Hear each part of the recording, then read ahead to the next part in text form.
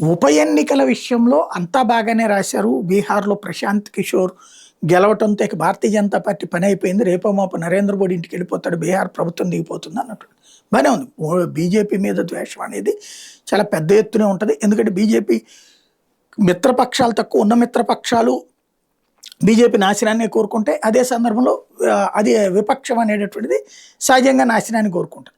కానీ ఇక్కడ వీళ్ళు లాజికల్‌గా మిస్ అయింది ఏంటంటే, ఈ ఎన్నికల్లో భారతీయ జనతా పార్టీకిను ప్రశాంత్ కిషోర్‌కి మధ్యన ఓట్ల తేడా 6,000 ఓట్ల చిల్లర. కానీ అక్కడ ఉన్నటువంటి మరొక అసలైనటువంటిది బీహార్‌లో ప్రతిపక్షం ఎవరు? ఆర్‌జేడీ. ఆర్‌జేడీ కాంగ్రెస్ కూటమి. కమ్యూనిస్టులు కూడా అందులో ఉన్నారు. సరే వాళ్ళందరూ కలిపి కూటమి అందరి తరపున ఆర్‌జేడీ అభ్యర్థి ఉన్నాడు అక్కడ. అతని పరిస్థితి డిపాజిట్ రాలేదు. ఆర్‌జేడీ అభ్యర్థికి డిపాజిట్ కూడా రాలేదు. అంటే సర్వనాశనమైంది ఎవరక్కడ? ఇండీ కూటమి.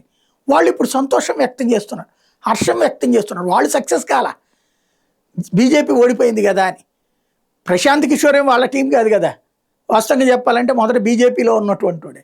ఇప్పటికీ బీజేపీ సింపథైజర్. నిన్న కూడా అతను మాట్లాడింది ముఖ్యమంత్రిని మార్చాలన్నాడు తప్పించి బీజేపీకి బుద్ధి చెప్పేశారు, దేశం అంతా నాశనం అయిపోయినట్టే బీజేపీ అని చెప్పట్లేదు అతను తెలివిగా.